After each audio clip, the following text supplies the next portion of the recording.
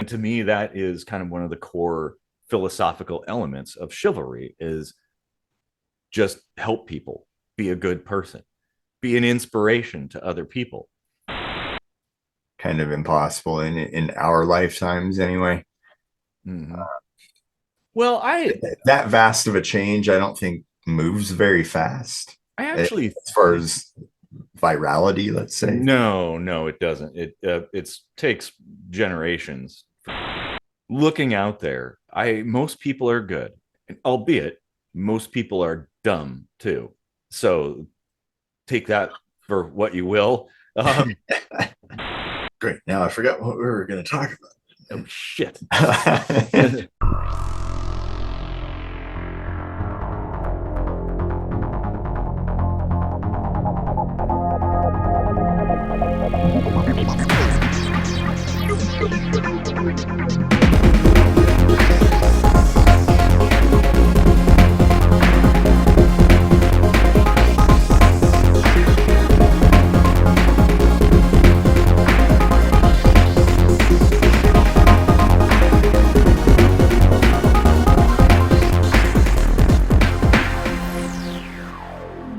Okay, everybody, it is time for another kitchen sink microscopy with me, Casey, the bald one, Rochford. And I'm Erik Rosenblatt, the not so bald one. Um, and so Casey and I, we write our own music. Um, Stick around to the end because there's probably going to be a new song you haven't heard, or maybe one you haven't heard in a while. But yeah, you can get our music and all the music getting places, Spotify and stuff like that. I think so. Yeah. Um, well, Casey, what are we going to discuss today? Well, there's kind of a philosophy question that's ingrained into our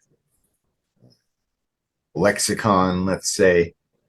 Um, and that's this whole idea of is chivalry dead? But Hmm. I mean, we could even go into like the idea of gender norms and stuff like that that sort of are at odds a little bit with the whole concept of chivalry, Hmm.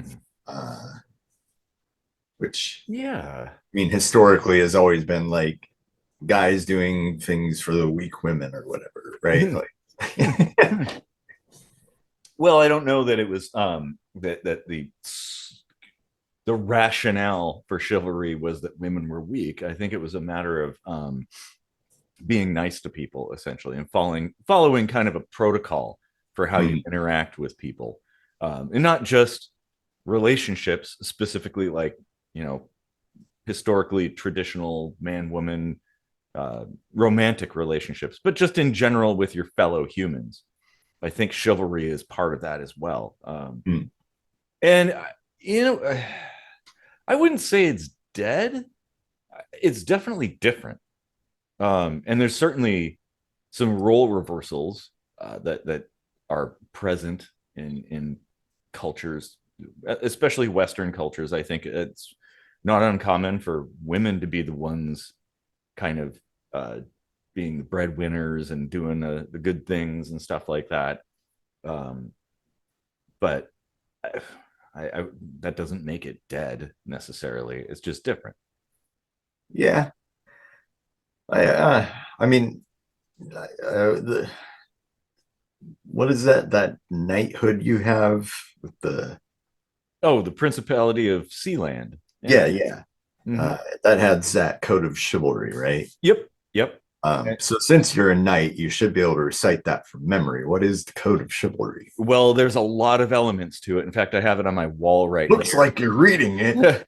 Well, I mean, it's right here. Sir Rosenblatt Yeah, yeah. doth not knoweth I the actually code of have chivalry.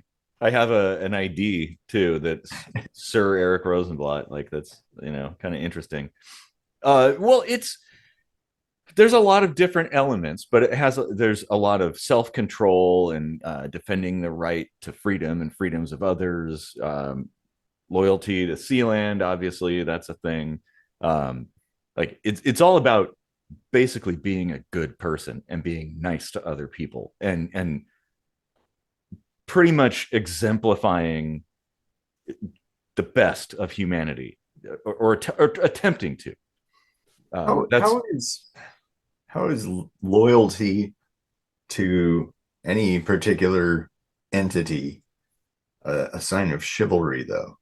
If well, anything, like it basically says, I'm going to stop all wrongdoing unless it is my great country. well, I would hope that people would be like,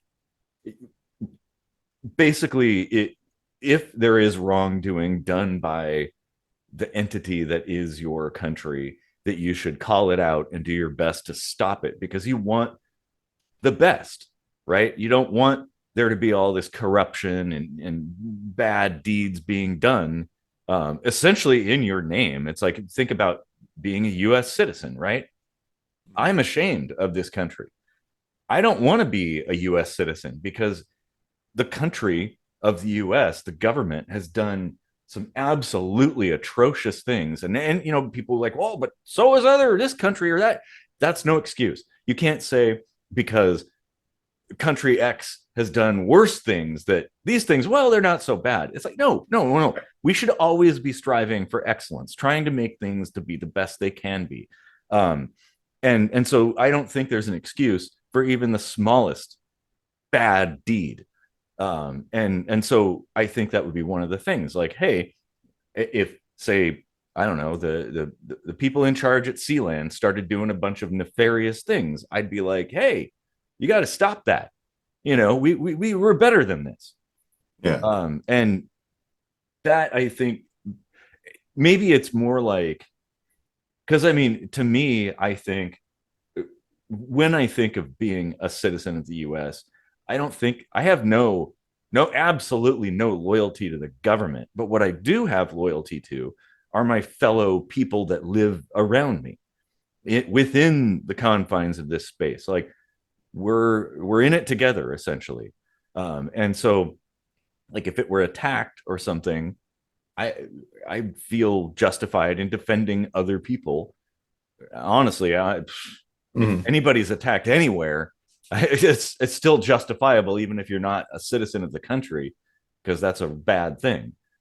Yeah, but the, there's always there's always a way around this rock that we call justification. Um, and I think the word terrorism is like the skeleton key to get through Mm-hmm. all of that red tape. Like, oh, yeah, this is morally justified because terrorists are doing things over there, so we need to jump in and get involved. Well, it's the same rationale proposed for things like, I think we had talked about the sex offender registry, right?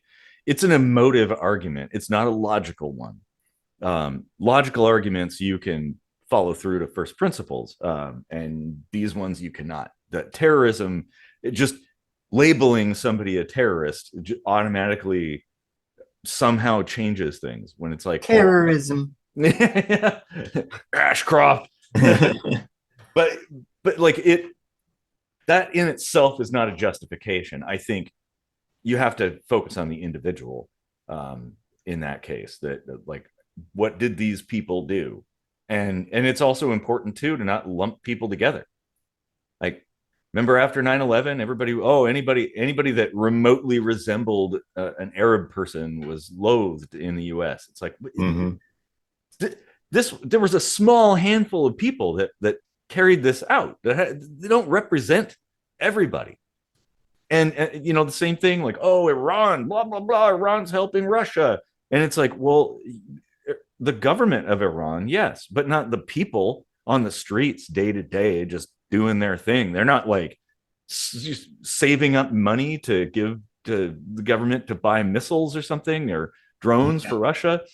And it's the same thing with Russia too. It's like, well, everybody hates Russians now. And it's like, well, but first off, everybody's completely, well, a lot of people over there are subject to a lot of propaganda. So they don't honestly know any better, especially in the rural areas where the only access to information is state TV. It's the government. It's not the people. and so I wouldn't lump everybody together in that case. Mhm. Anyway, we were talking about chivalry though. But I think that's part of it too, is like striving to be a good person and do good, and who opens the door for who, that kind of thing. Just do nice things, help an old lady cross the street, or if you see somebody on the side of the road, their car's broken down, pull over if you have the means, like the tools, and help them out. I've done that multiple times. Mhm. Just pulled over and I've got a whole bag of car tools here. I guess I'll just see if I can fix something. Mhm. And stranded motorists and stuff. Not everybody has AAA. Oh, by the way, if you don't have AAA or something like it, I would highly recommend getting it. It does come in handy. But not everybody has that. So I think it's important to help people out. And to me, that is kind of one of the core philosophical elements of chivalry, is just help people, be a good person, be an inspiration to other people. Um, don't be mean to people, like that's kind of important. That would be nice. Yeah. Literally. Yeah. Yeah. Exactly. Oh. Yeah, it's too bad that like humanity kind of turned out the way it did.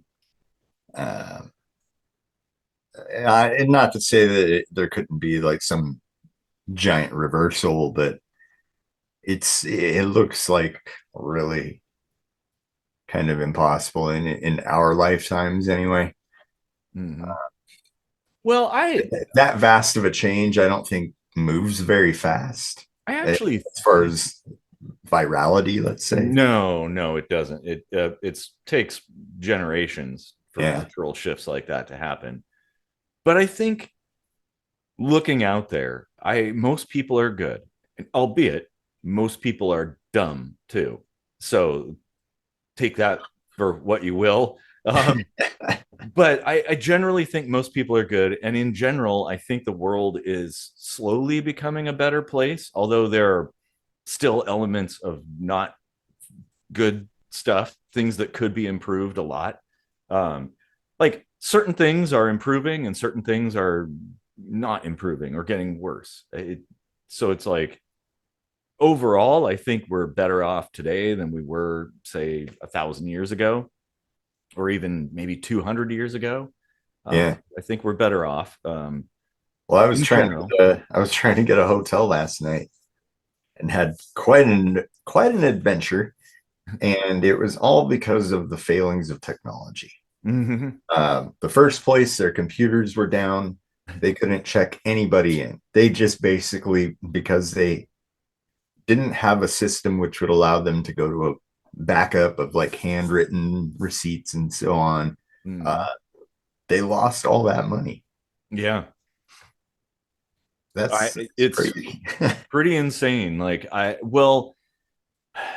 there's it used to be. Remember the knuckle buster for credit cards? It used to be you could take like a transfer off of a card and write everything down and do it kind of manually by hand. I think companies have kind of gone away from that for various reasons. There might be some kind of governmental thing, like regulatory thing or PCI compliance. I don't know. You Uh, can't anymore with certain cards because they don't even raise them yep. Yeah, anymore. there's They no just there's print no them right on transfer. there. Like, which Hmm. is like, isn't that easier to fake? Yeah, you would think. It yeah, I well, and that's something about technology. It's like it certainly improved our lives a lot and made things a lot more convenient. But when it fails, and of course it will fail from time to time because the more complex it gets, there's more points of failure introduced. Then it becomes extremely inconvenient. Like back in the day when we had dial-up internet, and or even before internet even existed, there were backups, right? Oh, like, well, we'll just do it by hand and stuff like that. Well, everything now is so heavily integrated, even like hotel rooms and stuff, the keys and stuff like that, the computer systems that allow you to even rent a room might not even allow you to do so if you can't run a credit card or a debit card or something like that. Like you just simply can't. So the only other thing you could do is just write down a number and hope for the best, I guess. Um, which even that I think is a violation of PCI compliance, like writing down a person's credit card number and their personal information on a piece of paper is a no-no. Yeah. It used to be perfectly fine back then, like even in the 90s. I remember doing that when our systems went down, busting out that thing and like crunching the card. But yeah, like you said, there's no raised numbers anymore, so you can't do that. Mm. It's yeah. Hi Floyd. What's Sure going how on? we got onto that topic, but I think you'd mentioned trying to get a hotel. yeah, I just don't remember why. It'll probably The come to point you was the later. technology. I forget how we forked off onto the technology angle, but um, Yeah. I think classical chivalry is not really a thing anymore. The idea, like the old school Knights of the Round Table kind of stuff. mhm. That's probably gone now. And that's probably for the better. I think everybody should try to for their own version of chivalrousness, um, in general. Like it shouldn't be a gender specific thing. It should just be something everybody does. Like, Yeah, hey, be a good person, help people out when you see someone in distress, help but give even of even yourself. if even if there's gender like injected into it, um, it it doesn't mean it's demeaning to women to just say, maybe go out of your way to be kind to them or like give them extra help. Mhm. Like, who does it hurt to get extra help? Like I never understood this. Why do they see a gesture of kindness as an attack? Like I don't know either. Yeah, it's like that doesn't make any sense. right. It, Like I mean, if you want to be like your own independent person or whatever, you can be just as polite and say, "Oh no, thank you. I'd prefer to do it myself." yeah, But like to be like, "What? Are you trying to say I can't do it?" yeah, to be Like insulted by somebody offering their help, like yeah, that's a level of pride that I think is detrimental. It's harmful to one's own self. yeah. Well, yeah. We could kind of actually diverge this whole topic into like the question of like, do you think feminism is more or less sexism? It might be today. Classical feminism, say like 60s era, Mhm. 70s and stuff, was not sexism. It was more uh, Right. trying to gain a level of parity. So Yep. so they were like equality essentially. Oh, well, Yeah. everybody should be kind of on the same bar essentially, and I, Yeah. I think that has largely been achieved.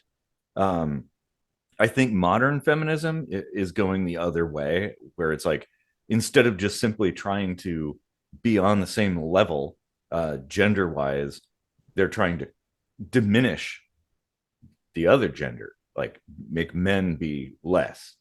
And it's Right. like, well, I thought the whole point was that we're all the same, right? Like Well, we're all human beings, and and the cop out they use for that is creating this boogeyman of toxic masculinity.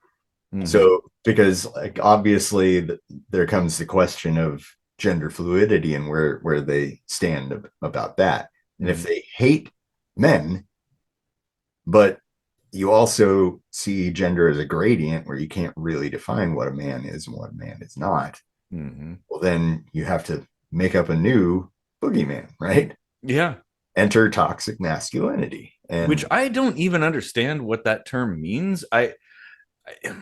It, how can masculinity be toxic in and of? I mean, I guess I I don't see how. I can't even like fathom what that means. Like if you get angry or something, they're like, okay, that's your toxic masculinity. You know, like any kind of testosterone related phenomenon. Or if you're like too preoccupied with things that guys like, basically.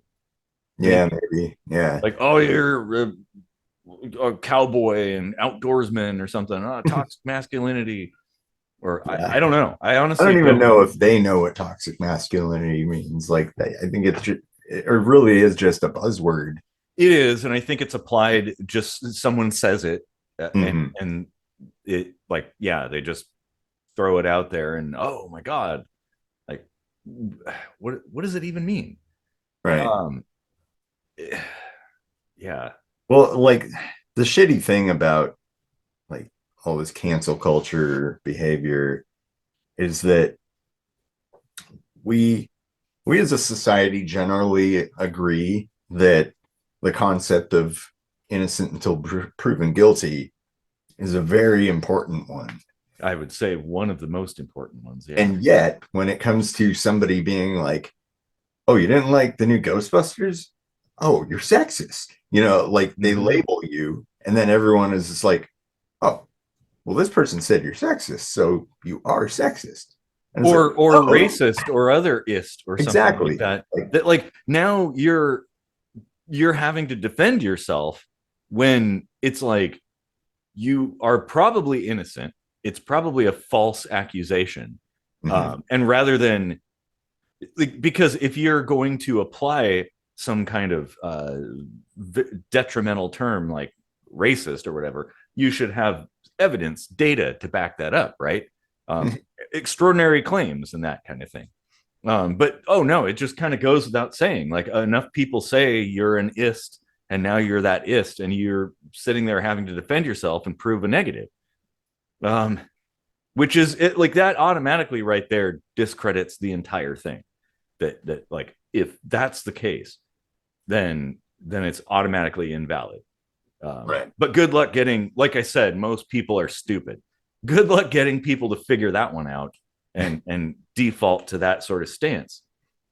Mm, It's gotten so crazy that now, whenever there's some kind of extraordinary claim like that made, I'm immediately skeptical. I'm like, oh, wait, okay, hold on a second. Too often, these things have been proven false over and over and over again.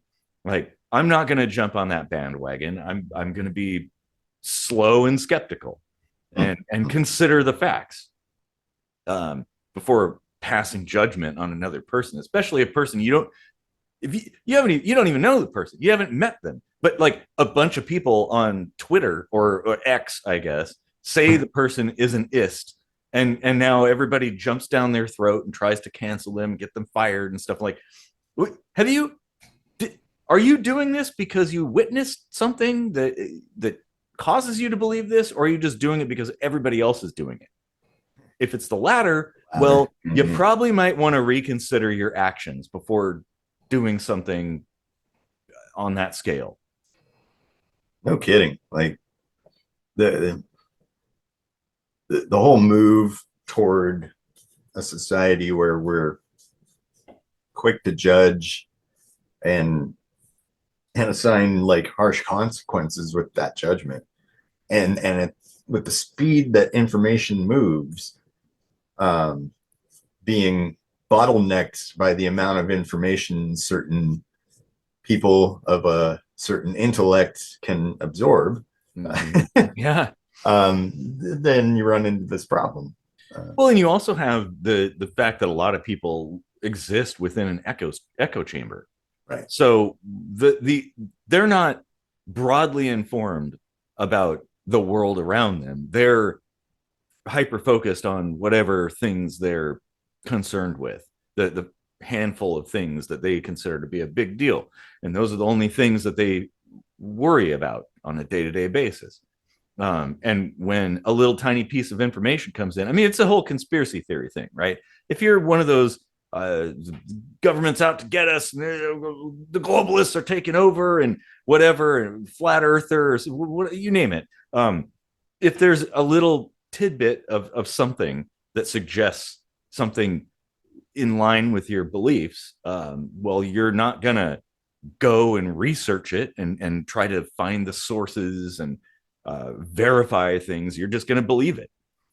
So if like somebody that you follow on YouTube or watch on TV says a thing, somebody that you agree with, that if they say a thing, then well, it must be true. And it's like, well, that is religious thinking. When your pastor says something, it must be true, right?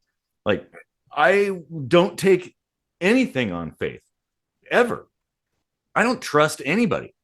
I mean, there are levels, obviously. Like, so, okay, so somebody who is a physicist, I'd be more inclined to take their word on a physics related thing, than say like someone who's not a physicist claiming something about physics, someone who's like an accountant that they're like, oh, this is how physics works. Like, okay, I wouldn't really trust that person at all. Maybe they're right, but you know. It also depends on who's asking the question, though. If somebody else asks a question of a physicist, they can load that question to get the answer that they're looking for, and then point to you and say, see, the physicist agrees. Like, well, maybe you framed the question in such a way that you left out important details, or that you put too much emphasis on one thing or another, or asked the wrong question entirely. Like there's also cherry picking too. Yeah. So if somebody's interviewing somebody, the things that you see may be hand selected, curated for your viewing pleasure, to suggest the thing that the person curating that information wants you to believe. And you can easily do that with any kind of thing. Like, it's so easy to frame something. I mean, even just a statement or a quote from somebody, if you preface that with a preconception, then it's sort of like pareidolia. People will have in mind that what is being said, or what they're about to see, is a certain thing. So they will be inclined to perceive it in that way. Whereas if you just handed it to them just out of the box, right? Like, oh, here it is. Then they're going to probably be a little more critical and analyze things and form a completely different opinion. But that's not how things work typically. Like news, for instance, is extremely guilty of this. Media, like, they will hype up something and then show you a clip of something where they're setting the stage in your mind for preconceptions. So even if the thing that you see, like say a video clip, is antithetical to what they said, like if it contradicts what they said, you will be so set in the way, like your mind will be programmed that, oh, this is what I'm going to see. And so, it's pareidolia. Someone says, hey, well, it's like the whole ghost hunting thing, right? The what do they call them? When they do like the recordings and there's EVPs and stuff, where it's like you hear like, and someone's like, oh, that says, they even print it on the screen, like, you let me are out going of hell. to, yeah, you're going to die now or something. It's like, Yeah. but it's like a bunch of noises. It could be like somebody kind of muttering to themselves, or it could be like a dog barking outside. Who knows? Radio getting picked up. Yeah. But when they print that text there, your mind interprets that sound much more easily as what that text, closer to what that text says. And you're going to pick that out. And even if, because I mean, I've listened to some of these things without that text, and it sounds like just ambient noise. So the 20th anniversary version of Moment that I did recently, there's a backing vocal line that just says guilty, like guilty. And when I inserted that original one back into the new version and mastered it and put a little effect on it, there are certain moments in the song where I used it where the harmonics ever so slightly change what it's saying. It goes from sounding like guilty, which is what it is, Mhm. to I killed her. Well, and yeah, But if it's you the were, exact same sample. hmm yep. And like I cannot not I can't like unhear that. And so now What's I the always hear it when I listen back to it, like I what's the killed thing like the Yanni or whatever the Laurel and Yanni or something? her. I think it's Laurel and Yanni. Yeah, or Yanni or Laurel or something like that. Um, Oral you and should heart. look that up. It's kind of like the dress thing where, oh, is that like a blue dress or yellow dress or something? Or Oh yeah, yeah. but it's an auditory version of that. Uh-huh. Um, and it's natural for humans to attempt to I mean, your brain just automatically attempts to find patterns in things, especially more or less random things or things that don't really have a coherent pattern, like clouds, Mhm. for instance. You're gonna or dots on the ceiling. I've sat there and looked. In fact, Electro Boom, he did a video where I think it was like he was looking at the ceiling and could see these patterns, and he wanted to create a device that you could basically use rice and shake it up, and then it had a glass thing you could draw on top of the pattern. Huh. Um, but yeah, it's like there is no face there. There's no face there, but we want there to be some kind of cohesion. We want there to be a thing there. And the same thing when you hear a sound that you can't identify or define, your brain wants there to be some kind of something. So it Yeah. kind of stretches things and like And it's not you'll always like on purpose either. It's no not like no a no it's a coded message because I mean like it's so common for the brain to try to pick out these patterns. mm-hmm, It'll create words.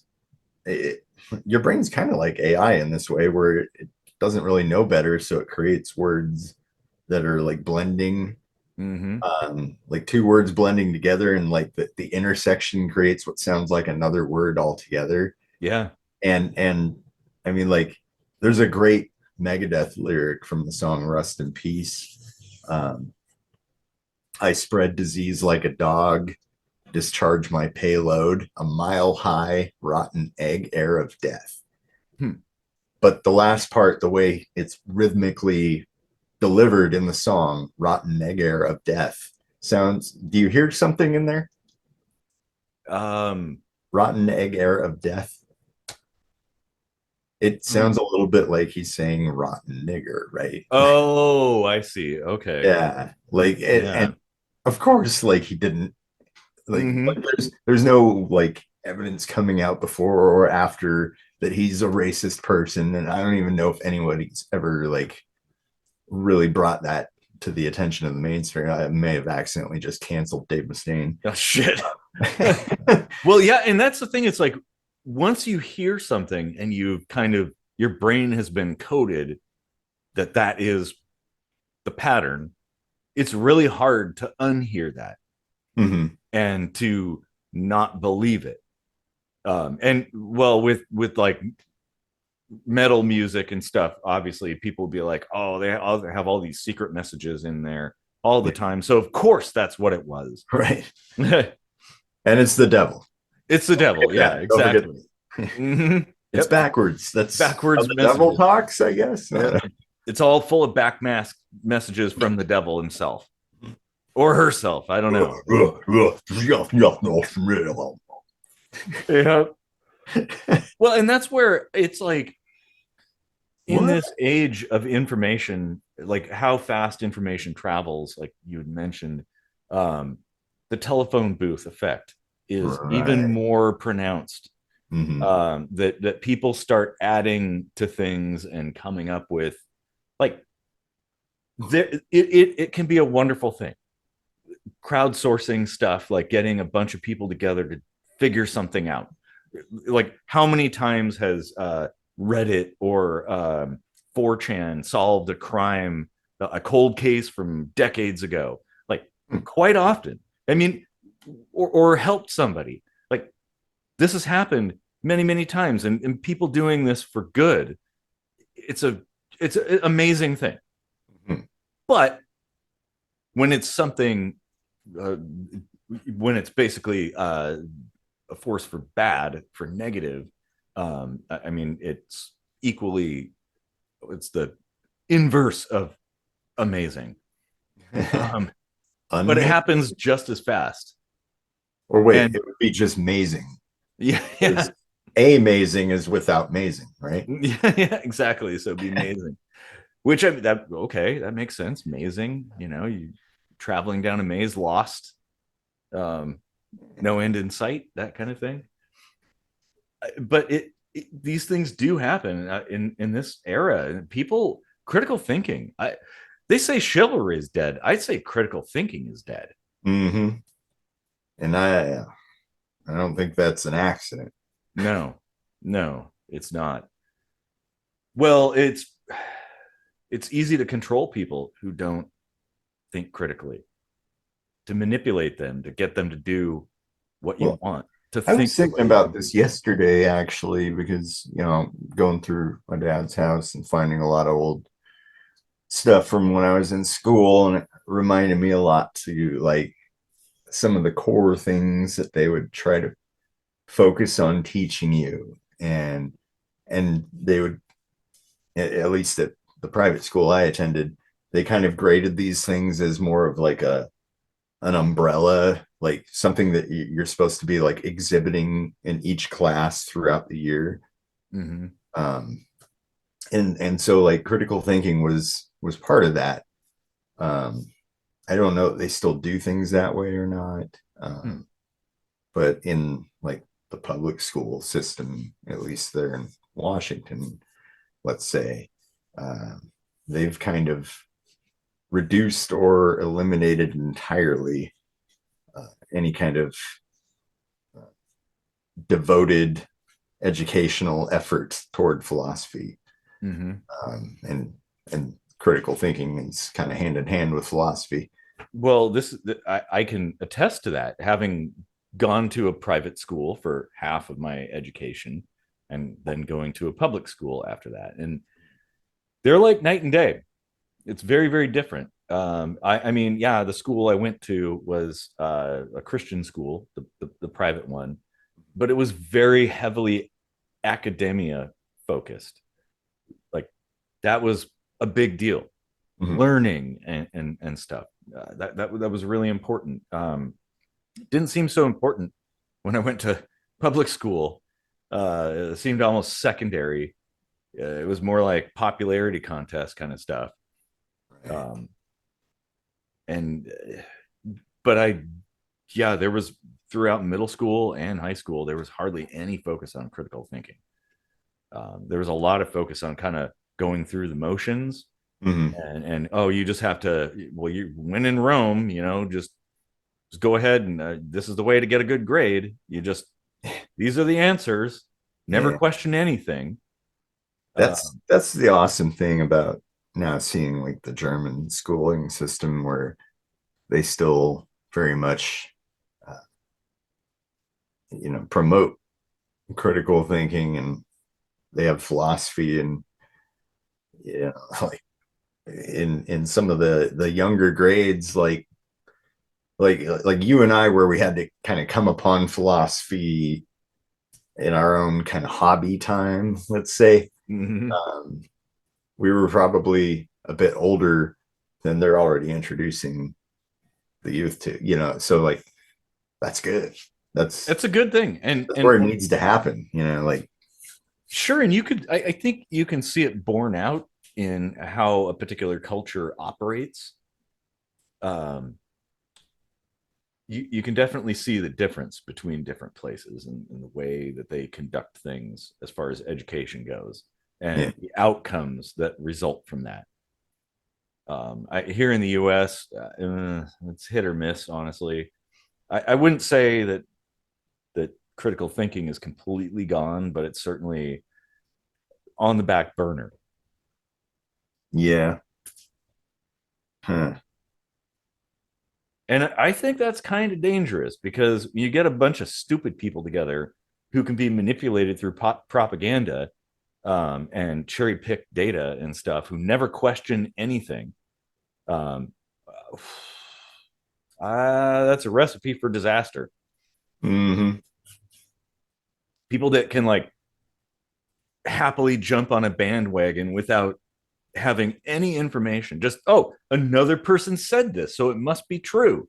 Like, I'm going to go ahead and beat that person up or something, or try to get them fired from their job. I don't even know him. I don't even know the story, but that person said that person is an ist, and I don't like ists. So we're going to get rid of him. Yeah, in a way, that's what killed chivalry, really. Mm-hmm. Um, if chivalry is dead, it's because it wasn't meant to be sexist, but somebody labeled it that way. Mm-hmm. And now all of a sudden, any sign of chivalry is seen as like a negative thing. Part of And the patriarchy, yeah, right? That right. kind of thing, which is Another like, buzzword, like, it is, yeah. Like, what, where, show me the patriarchy.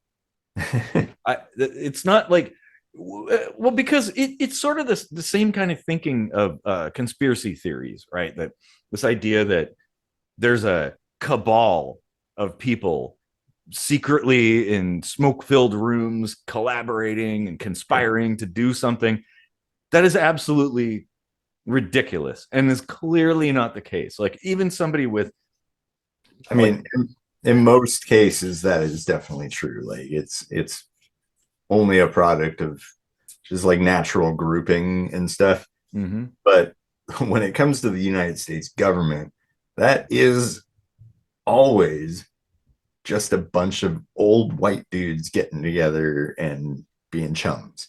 Like oh yeah, it's for been that sure, way a long time, even. So like yeah. it's one of those things that isn't like necessarily like a cabal sort of thing, but it is just something that with the nature of how those positions play out for like in some cases the rest of their lives, of course they're going to be all old and shit. And Mm-hmm. they're gonna, like help their buddies who are also old and white. Yeah, yeah. So it's not about their race or their gender or their sex or any of that. It's just about like a particular group of people that exploited something and now they're just helping their friends. I mean, that's not justifying what they do, but it's also not like masculinity at work. No, no. Well, and I wouldn't say it's th- th- I wouldn't say there's necessarily a conspiracy, say, within the government to do a particular thing. That's one of the things that No. I guess is fallacious thinking, that people feel like, oh, there's this conspiratorial action, which of course there is within the U.S. government. So that must be, they must have a common goal to do something really nefarious. No, you know what their common goal is? Make a bunch of money and control a bunch of people and make sure that those positions are preserved. That's basically it. Like, that's all it is. It's just basic. They're just, they want to keep sucking off the teat. Yep. They don't want to be let go of it. And they'll do it until they shrivel up and die and fall off, and then the next one comes in and starts sucking. That's how it works. Like, there is no secret agenda in there. I'm sure there are probably people, individuals or small groups, who do have an agenda. I don't doubt that. But the idea that everybody's in on it, no, they're not. There's it's a cutthroat world, but overall, they don't cut throats enough to shut the whole system down, because, well, that's their cash cow. so so you got to keep up the pretense, keep that going, and Right. and that's kind of how it goes. It, yeah. Hmm. So pander to whoever you need to pander to keep the money flowing, keep all the drugs flowing. Um, Yeah. basically. It's an unfortunate state of affairs, isn't it? Well, it is. And the fact that critical thinking is not really that prevalent anymore, um, it, I guess this is the outcome Yeah. that we're left with is people don't, they're kind of dumb, ill-informed, very emotional, and don't have any critical thinking skills, and tribalistic too. That's another thing. Well, that is the game that is played to pit people against each other to keep the system going. Tribalism is the way to do that. It has been for tens of thousands of years, and it will probably be, unless people suddenly gain some kind of wisdom overnight, which I doubt. Right? It will be for another 10,000 years. I mean, unless we don't nuke each other into oblivion or whatever comes after nukes. I don't know, black hole guns or something like that. Who knows? Well, interesting how chivalry went into such a dark place. Well, yeah, I honestly don't think it's that dark. I'm hopeful, and I think by illuminating things, we can get people to think a little more and consider alternatives, consider other ideas, uh, that kind of thing. Yeah. And that by in that, I think alone, that will change the world ultimately. Yeah. And chivalry is part of that too. Like, hey, be a good person. Sure, of course, preserve yourself, take care of yourself, but also take care of your neighbor. Take care of a stranger that you see in need of help. Like, you don't have to have a god telling you to do that. You could just do it because it's the right thing to do and it feels good. Yeah. And ultimately, if everybody did that, everybody would be lifted up. Just help. Yeah, I think like the piece of advice I would give to people that fall into these ism categories is that when they try to justify their cause as a striving toward equality, let's say, or achieving equality, makes it sound as if there's a hard and fast line that you can draw in the sand and say, on this side now, everything is equal. Well, actually, you'd have to be like sitting right on the line, right? Mhm. Like, imagine the amount of like regulation it would take, like, for let's say, let's take equal pay between men and women. Why should there be a 50% like set point between the two? Mhm. If you start to think about the details, that makes no sense. Yeah. None. Well, and there's Unless always, unless every profession was made up of exactly 50% men and exactly 50% women. well, true. And every profession was identical too. Right. Like, different systems operate differently. Yeah. And Like there's always it, going to it comes be, back to how you're asking the question. yeah, Right. well, and there's always going to be variations. There will be people with a little bit more, people with a little bit less. And that fluctuates. That is not a static thing. This is not, we're not living in a serfdom. You can go from being a billionaire to being a poverty stricken person living on the street or vice versa. Like, Mhm. that is possible. So, like, the society, the culture is not dictating that. It's just your own actions and decisions. And to a large extent, maybe a good proportion of that, the circumstances that you happen to be born into or that you've lived under. Um, but there's always going to be inequality. I think, to me, it's sort of like the concept of truth. There is no such thing as truth. Right. Truth, in my mind, is a vector. It's a direction you try to go to. It's like science, right? The scientific method, scientific discovery. There is no static science. It's a process by which we further our understanding of the universe and the world around us and stuff like that. And so is equality. It's something we should be striving for. We may never really truly achieve that. I maybe if in like a Star Trek kind of, we have warp drive and replicators and all this stuff, and there's no energy shortage or resource. There's no resource shortage. Like, yeah, we might actually have kind of a fairly like equal system. Uh, You're not gonna have equality in anything ever. mhm, There is always a little bit of a tip one way or the other. When you're looking at any two variables, men, mhm, women, whites, blacks, you can create phenomenons out of nothing with mhm. statistics. Yeah. And people just jump right on it. Oh Like, yeah. look at that. The numbers are right there, as if statistics were actually like hard and fast math, right? Yeah. Yeah. Like Yeah. as if a human decision making was truly binary, like Yeah, exactly. Well, and that's where critical thinking and intellect, I think, comes in to be able to kind of analyze that a little more rationally. yeah. I mean, I guess I would say one litmus test of whether a thought that you think is logically derived or emotively derived, if your views being challenged cause you some kind of emotional reaction, then it's not logical. Like, you have been programmed emotively because you're reacting that way.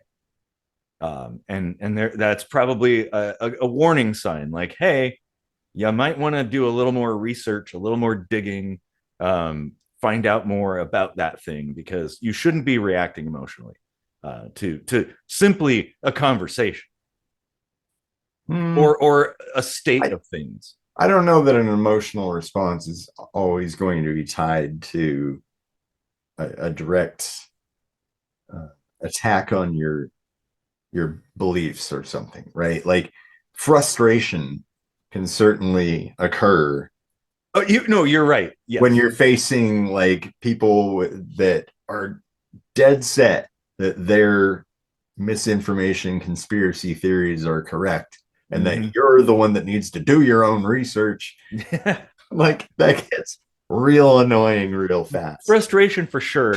Like, but simply the initiation of a conversation, of a challenge, should not elicit any kind of emotional response. Like what our conversation with Etienne, like you were pretty much conversing with him, and I was getting a little frustrated at that. Like, because it was just like, come on, stop and listen, consider somebody's statement. Like, don't just railroad over that person.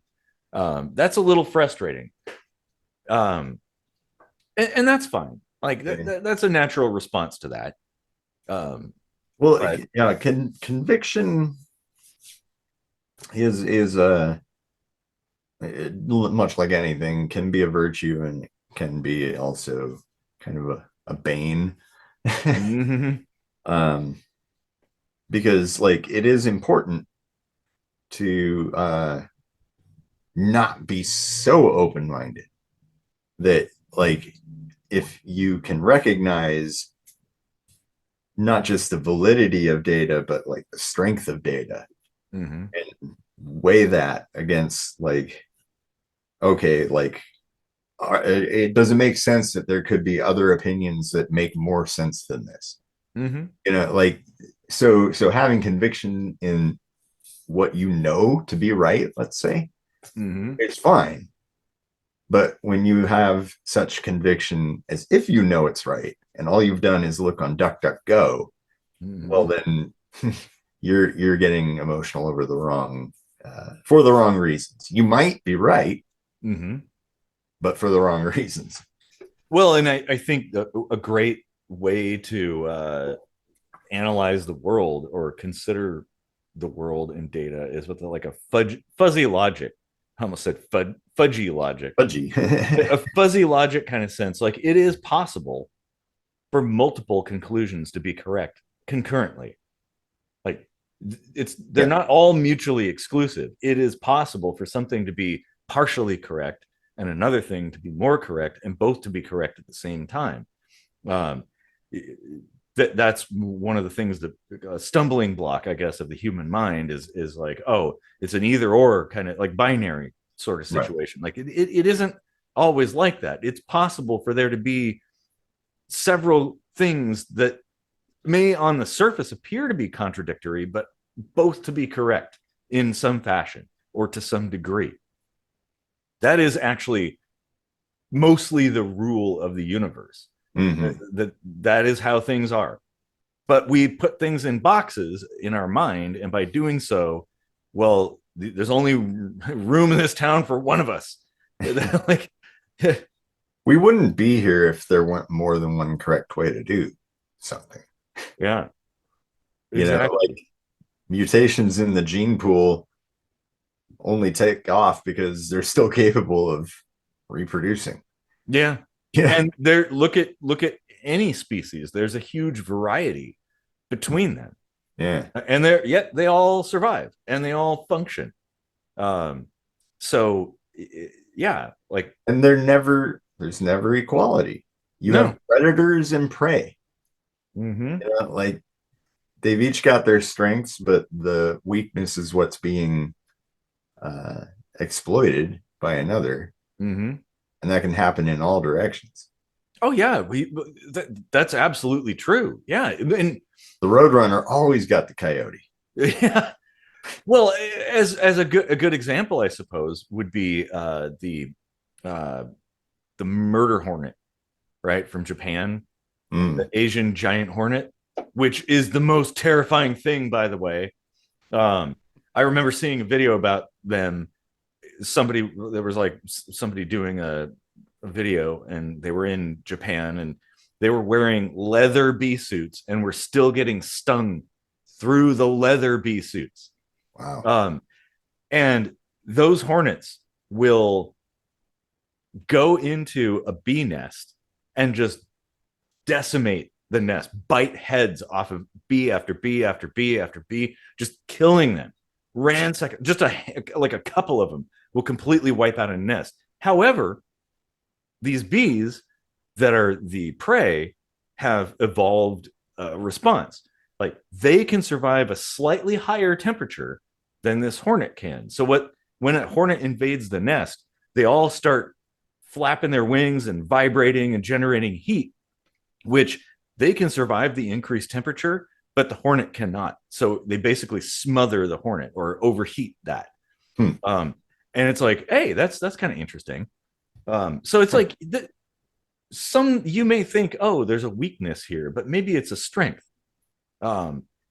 So yeah, and that is kind of the state of inequality. It's like, well, what is equal? What are the criteria upon which we can universally agree everybody should be equal on? Because some people feel differently than other people about specific things. Like me, I'm less concerned with money and more concerned with time. Because to me, time is like, well, like dealing with your dad dying and stuff. Right. It's like there's only so much time. You can't take the money with you, but you can like live a longer, more fruitful life. And that to me is way more important than any amount of, like, you couldn't give me any kind of money to give up time on this earth. So yeah, or to some people it's expression, like art, creation, maybe doing humanitarian things, saving the whales or something, or who knows. Like everybody has their thing, and it's different for everybody. So it's like this idea that there should be some kind of centralized vision of perfection, that's asinine as far as I'm concerned. Like, because everybody wants different things. Yeah. Now you should treat everybody equally. I think that like apply the same rules to every individual that you come across. That is the most important thing. Like whatever behavior that you have, whatever way of interacting with people should be universal to every human being that you encounter. Yeah. No prejudice, like just treat everybody equally. You know, like there are efforts to do that. Like a lot of times I've had people tell me I'm only asking this because I have to ask everybody, and they feel bad for like, I don't know, like maybe they think they're making you feel like they don't expect you to be that elite or something. Mhm. You know, like that they might be insulting you, but like I'm always like, oh yeah, fine, no problem. You know, Mhm. like I understand, like I'm not special. Yeah. So Well, you can't know that I'm like a customer here for 15 years. You have to look at my ID. That's fine. You know, like mhm. that doesn't hurt me. You know? No, well, everybody is special in that everybody has unique experiences, but everybody's also not special at the same Right. time. Yeah. That and we should never presume another person's experiences or anything based, especially based on superficial criteria like things you're born with, skin color, hair color, eye color, whatever. Like, Yeah. It's not a privilege. no, Yeah. Yeah. no, it's just a state of being. It's like, this is where we are.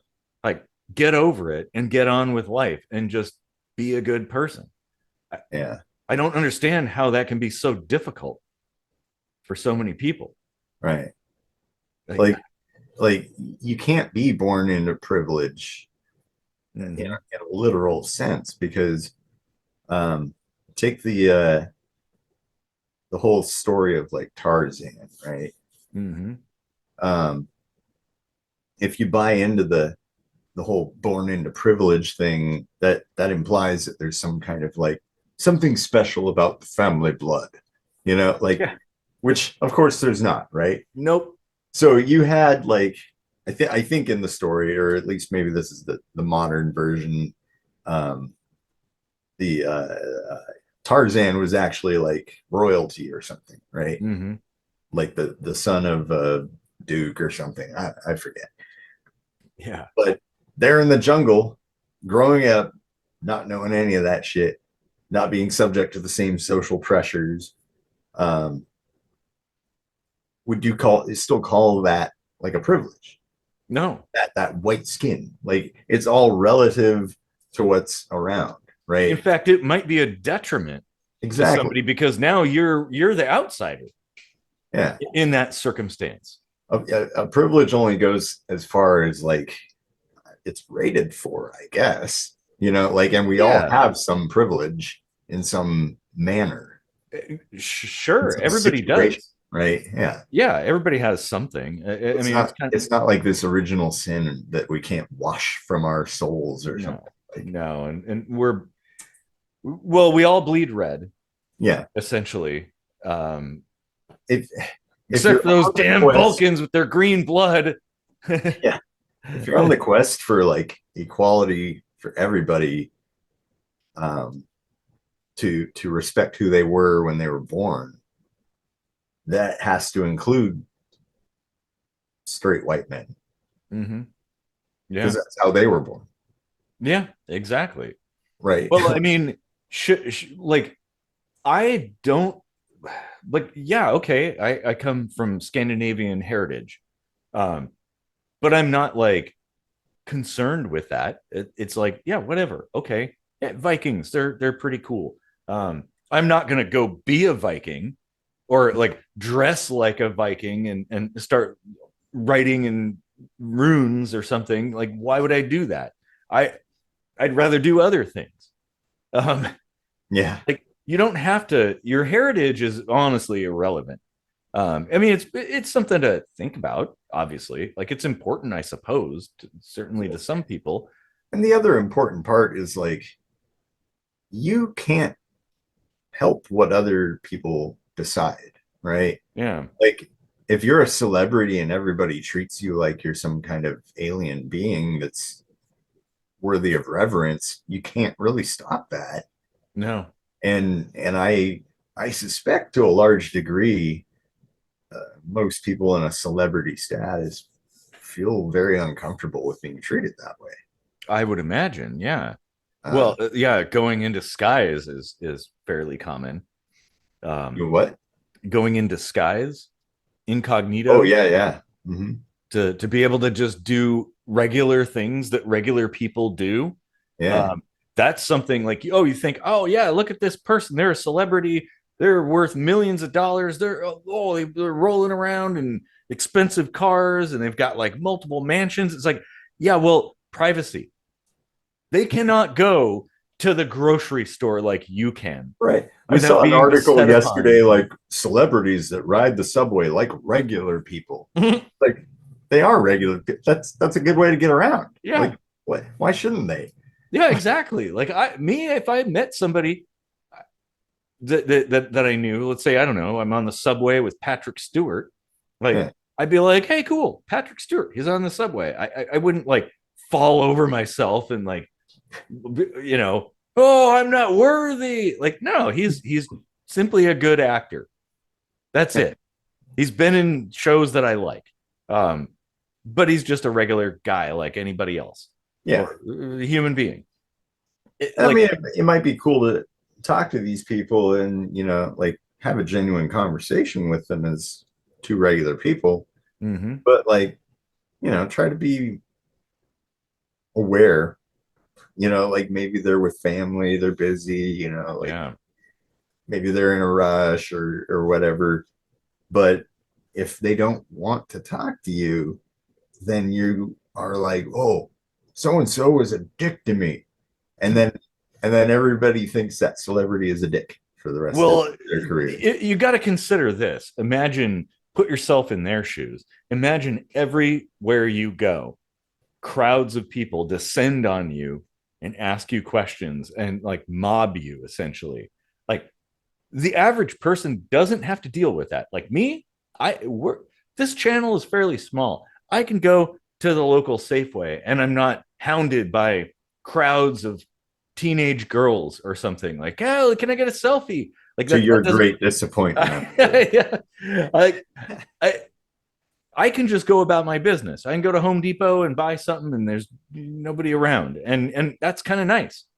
Um, it's like there's trade offs. There's pros and cons to everything. Um, more resources, more money doesn't necessarily make you happy. Um, that that's yeah. Well, and that's a goal that I think people wastefully burn their time on this earth trying to achieve.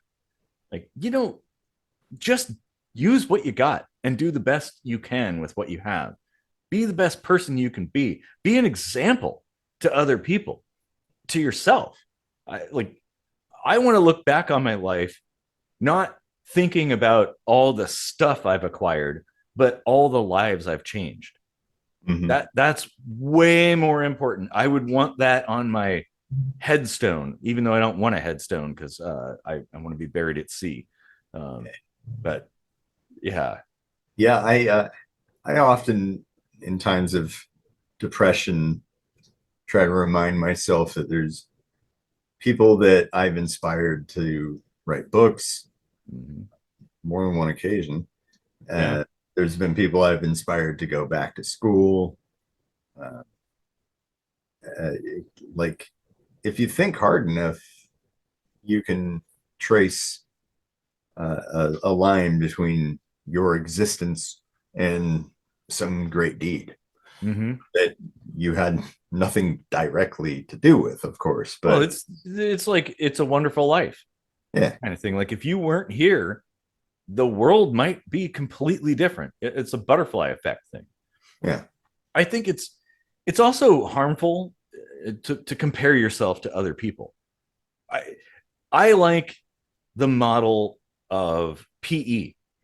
You don't like to Your grade is not dependent on comparison to other people in PE. It's dependent on comparison to yourself at the beginning and at the end. Like how much did you improve? That is a wonderful way to look at life.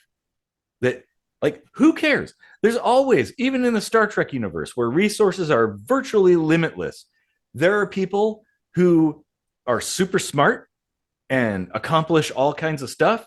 And then there's the Picard with the what do you have, like a blue shirt that accomplished nothing. Yeah. You're like that. That's a thing. Like, compare yourself to yourself, not to other people. If you do compare yourself to other people, compare yourself in a motivational way. Like, hey, I want to, achieve the stuff that that person has achieved. That's fair, but Yeah. don't envy or resent somebody else for having achieved those things, because they probably would go through the same processes for the most part that you would have to go through to achieve those things. Mm-hmm. Like an astronaut, they're like, oh, I want to be an astronaut. Well, you do realize what those people went through to become astronauts. They didn't just like drop into NASA's headquarters and be like, hey, I'm going to sign up to be an astronaut. No, there's a hell of a lot of labor and work behind that. And only so many people can be astronauts. And yeah, if you're too tall, well, at least in the NASA sense, or like Roscosmos, I guess, too, like the Russian side, like if you're too short, you simply can't be an astronaut. Also, you want to be a fighter pilot? Well, you better be a little bit short. You can't be too tall. And that's just how it is, because the space is what it is. They're not going to make like a tall person's fighter jet. Like, Yeah. sorry, these things cost tens of millions of dollars. Like, same thing with spacecraft. Like, well, I guess you're asked out if you're a little bit too tall. And like, that's just the state of things. So, maybe you can still participate. Like, I couldn't be a fighter pilot because I have glasses, but what I could be is a mechanic. I could be a refueler or something like that. I could still be involved with fighter jets if I wanted to be. Um, it yeah, like Yeah. that's just how life is. You're born into the condition that you're in, and yeah, at some point in time, we kind of decide some grand vision for our life. But if you can't achieve that because of some state of things, well, that's how it is. And it's not the end of the world. Like, okay, well, so what if you're missing a leg or something like that? You could still be a runner. In fact, there's some pretty good runners that are missing a leg. Yeah. So and achieve excellence within the scope of what you're able to achieve, and you will be recognized for that. So yeah. Def Leppard's drummer. Yeah, Def Leppard, that's a good example. Yeah. Yep. Some of the most awesome drumming. And yeah. And I've seen videos of there's like this younger girl in her 20s, maybe with one arm, doing drumming videos on Facebook or something. Mm-hmm. Um, Almost assuredly, Def Leppard was kind of like an inspiration there.